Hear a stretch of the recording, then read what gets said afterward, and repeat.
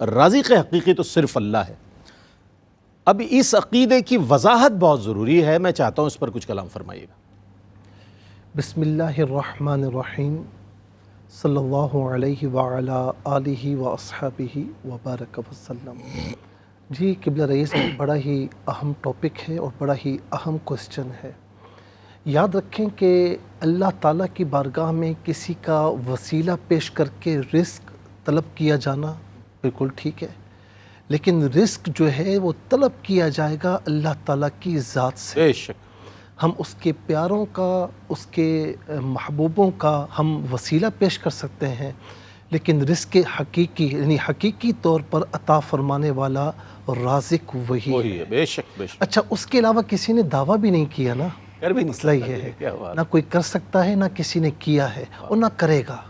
قرآن کریم میں آپ کی دیکھیں کہ سورہ اعراف آیت نمبر 10 ہے، بڑی اہم بات ارشاد فرمایا کہ وَلَقَدْ مَكَّنَّاكُمْ فِي الْأَرْضِ وَجَعَلْنَا لَكُمْ فِيهَا مَعَائِشَ قَلِيلًا مَا تَشْكُرُونَ، کہ ہم نے تمہیں زمین میں تمکنت عطا فرمائی اور ہم نے تمہارے لیے زمین میں معائش، معیشہ کی جمع ہے، معیشت کی جمع ہے معائش، ہم نے تمہیں سامان رزق عطا فرمایا۔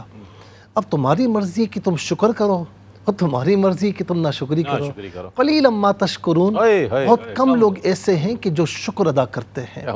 اللہ تعالیٰ نے جب انسان کو زمین پر بھیجا نا، تو یہ بات جو ہے وہ سمجھا دی کہ تمہارا جینا بھی یہیں پر ہوگا، تمہارا مرنا بھی یہیں سے ہے، اور یہیں سے تمہیں اٹھ کر میری بارگاہ میں حاضری دینی ہے۔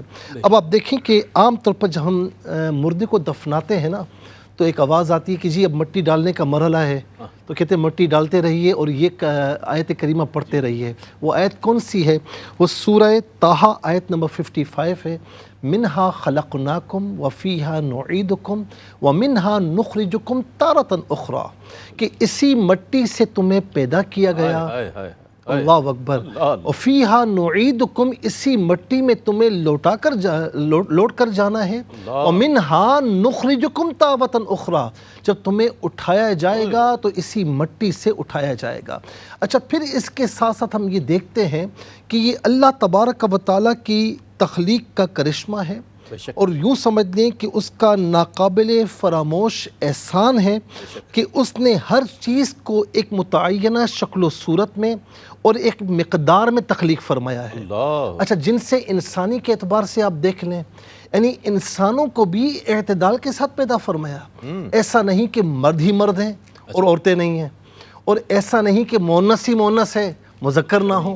اگر ایسا ہوتا تو پھر رشتوں کا تناسب کیا ہوتا، نکاح کیسے ہوتے، نسل انسانی کا جو معاملہ ہے، ایک نظام چل رہا ہے، کیسا ہوتا۔ ایسی اعتدال کے ساتھ تخلیق فرمائی کہ آج آپ دیکھیں کہ نسل انسانی بڑھ رہی ہے۔ پھر اس طریقے سے آپ دیکھیں نباتات، یہ کھیتی باڑی، مختلف پھلوں کی پیداوار، چیزوں کی پیداوار، آپ یہ دیکھیں یعنی ایسا نہیں کہ ایک علاقے میں ساری چیزیں بھر دی ہوں اور دوسرے علاقے میں کچھ بھی نہ ہو، ایک ملک میں ہو دوسرے ملک میں کچھ نہ ہو، ایک شہر میں ہو دوسرے شہر میں کچھ بھی نہ ہو، نہیں۔